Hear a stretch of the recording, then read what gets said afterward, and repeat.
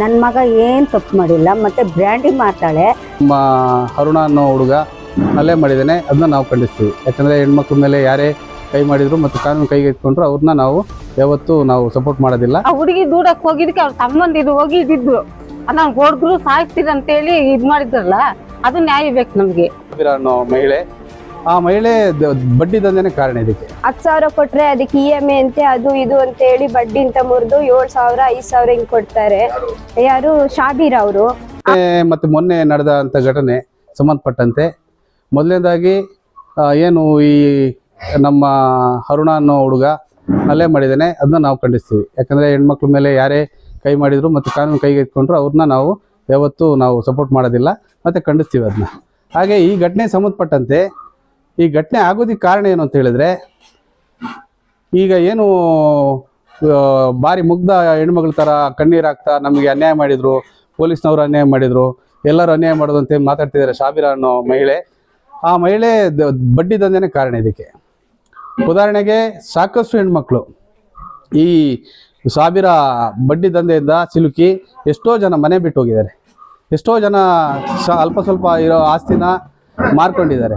ಇದಕ್ಕೆ ಸಾಕ್ಷಿಯಾಗಿ ಇವಾಗ ಒಂದಷ್ಟು ಜನ ನಮಗೆ ಫೋನ್ ಮಾಡಿದ್ದಾರೆ, ಒಂದು 3-4 ಜನ ಫೋನ್ ಮಾಡಿದ್ದಾರೆ, ನಮಗೂ ಈ ಥರ ಅನ್ಯಾಯ ಆಗಿದೆ ಅಣ್ಣ, ನಾವು ಆ ಸಂದರ್ಭದಲ್ಲಿ ನಮಗೆ ಯಾರು ಸಪೋರ್ಟ್ ಇಲ್ದಲೆ ನಮಗೆ ಕೆಲವೊಂದು ಚೆಕ್ಗಳನ್ನು ಮತ್ತು ನಮ್ಮ ಕೆಲವು ದಾಖಲೆಗಳನ್ನು ಇಟ್ಕೊಂಡು ನಮ್ಮನ್ನು ಬ್ಲ್ಯಾಕ್ ಮೇಲ್ ಮಾಡುವಂಥದ್ದು, ಮತ್ತು ಏನು 10,000ಕ್ಕೆ ಬಡ್ಡಿ, ತಿಂಗಳಿಗೆ ಬಡ್ಡಿ ಅಂತ ಹೇಳೋದಂತೆ ಫಸ್ಟು, ನಂತರ ವಾರಕ್ಕೆ ಬಡ್ಡಿ ತಗೊಳ್ಳೋದು ಅಂತ.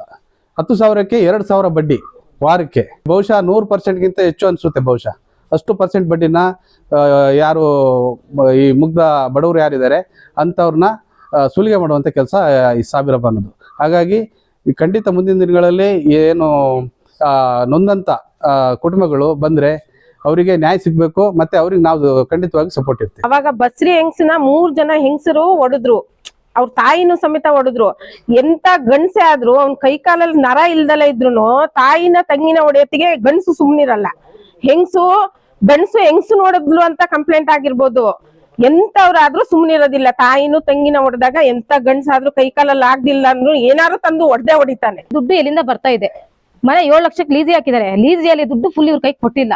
ಅದರಲ್ಲಿ 1.5 ಲಕ್ಷ ಟೈಲ್ಸ್ ಹಾಕಿದ್ದಾರೆ, ಕಮಾಂಡೋ ಕೂರಿಸಿದ್ದಾರೆ, ಅವ್ರಿಗೆ ಏನ್ ಬೇಕು ಎಲ್ಲ ಮಾಡಿಸ್ಕೊಂಡು 7 ಲಕ್ಷ ಫುಲ್ ಫಿನಿಶ್ ಮಾಡಿದ್ದಾರೆ. ಮತ್ತು 11 ಲಕ್ಷ ಕೊಡ್ತೀನಿ ಅನ್ಕೊಂಡು ಇದ್ ಮಾಡ್ತಿದ್ದಾರೆ. ಇವ್ರು ಲೋನ್ ಮಾಡಿಸಿ ಮನೆ ಬಿಟ್ಕೊಡಿ ಅಂದ್ರೆ ಮನೆ ಬಿಟ್ಕೊಡಕ್ ತಯಾರಿಲ್ಲ. ಈಗ ಅವ್ರು ಬೀದಿಯಲ್ಲಿ ಇದ್ದಾರೆ, ತಾಯಿ ಮಗಳು. ನಾವ್ ಎಷ್ಟು ದಿನ ಅವ್ರನ್ನ ಸಾಕೋಣ? ಹೌದಲ್ವಾ? ಅದಕ್ಕೆ ಪೊಲೀಸರು ನ್ಯಾಯ ರೀತಿಯಿಂದ ಇದ್ ಮಾಡ್ತಿದ್ದಾರೆ. ಎಲ್ಲ ಸರಿ ಸಪೋರ್ಟ್ ಮಾಡಿ ಅವ್ರಿಗೊಂದು ಮನೆ ಬಿಡಿಸ್ಕೊಡಿ. ಪ್ರೆಗ್ನೆಂಟ್ ಲೇಡಿನ ಹೊಡೆದಿದ್ದು ರೆಕಾರ್ಡ್ ಆಗಿಲ್ಲ, ಈಚೆ ಹೊಡೆದಿರೋದು.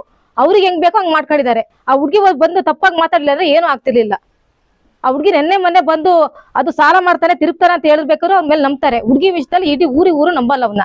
ಎಣ್ಣೆ ಮಾಡ್ತೀರಿ, ಯಾಕೆ ಬಂದು ಯಾರು ಹಿಡಿತಿಲ್ಲ? ನಮ್ ಫೋನ್ ಮಾಡ್ರೆ ಯಾರು ಇದ್ ಮಾಡೋದಿಲ್ಲ. ಎಣ್ಣೆ ಫಸ್ಟ್ ಇರ್ಸಿ ಅವಳು ಇಲ್ಲಿಂದ ಖಾಲಿ ಮಾಡ್ಸಿ, ಇಲ್ಲ ನೆಮ್ಮದಿ ಬಳೆ ಕೇಳಿ ಅಂತ ಅವ್ರು ಇಲ್ಲಿ ಎಣ್ಣೆ ಮಾಡ್ತಿದ್ದಾರೆ.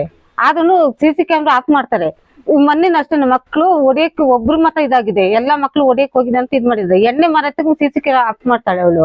ಅದಲ್ಲ ನನ್ನ ಮಗುನ ನಮ್ಮ ಬಸ್ರಿ ಹೆಂಗ್ಸನ ದೂಡಿದಾಳೆ, ಅದು ಕ್ಯಾಮ್ರಾ ರೆಕಾರ್ಡ್ ಆಗಿಲ್ಲ.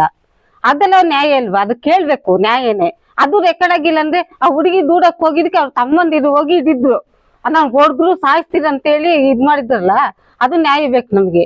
ಹಾಗೆ ಎಲ್ಲ ಕಂಪ್ಲೇಂಟ್ ಕೊಟ್ರೆ ಮಕ್ಳಿಗೆ ಅವ್ರು ದೊಡ್ಡವರು ಅವೇನು ಅವ್ರ ತಂಗಿ ತಮ್ಮಂದಿರು ಇಲ್ವಾ? ಅದನ್ನ ನ್ಯಾಯ ಕೇಳ್ಬೇಕು ಅಲ್ವಾ? ಕೂತ ತಕ್ಷಣ ಅದು ಒಳ್ಳೆ ರೀತಿ ಆಗುತ್ತಾ? ಈಗ ಬಸ್ರಿ ಹೆಂಗ್ಸವಳು ಗೂಡಲ್ಲಿ ರೆಕಾರ್ಡ್ ಆಗಿಲ್ಲಲ್ಲ, ಗೂಡತ್ತಿಗೆ ಅವ್ರು ಹಿಡಿಯೋಕ್ ಹೋದ ಅಣ್ಣ ತಮ್ಮಂದಿರು ಹಿಡಿತಾರೆ. ಅದು ನ್ಯಾಯ ಬೇಕು ನಮ್ಗೆ. ಈಗ ಎಣ್ಣೆ ಮಾಡೋತ್ತಿಗೆ CC ಕ್ಯಾಮೆರಾ ಆಫ್ ಮಾಡ್ತಾಳೆ. ನಾವ್ ಇಸ್ಕೊಂಡಿದೀವಿ ಎಣ್ಣೆನ, ಇಲ್ಲ ಅಂತಿಲ್ಲ, ಮಾಡ್ತಾಳೆ ಅವಳು ಎಣ್ಣೆ ಮಾಡ್ತಾಳೆ ಅವಳು. ಎಣ್ಣೆನ ಅದಕ್ಕೂ ಎಣ್ಣೆಗೂ ಈಗ 100 ರೂಪಾಯಿ ಕೊಟ್ಟಲ್ಲಿ ಬಡ್ಡಿ, ಅದು 100 ರೂಪಾಯಿ ಕೊಟ್ಟಲ್ಲಿ 50 ರೂಪಾಯಿ ಬಡ್ಡಿ, ಅದಕ್ಕೆ ಅದು ಬಡ್ಡಿ. ಆ ಲೆಕ್ಕ ಇಲ್ವಾ? ಅದು ನ್ಯಾಯ ಬೇಕು ನಮಗೆ. ನನ್ನ ಮಗ ಏನ್ ತಪ್ಪು ಮಾಡಿಲ್ಲ, ಮತ್ತೆ ಬ್ರ್ಯಾಂಡಿ ಮಾಡ್ತಾಳೆ.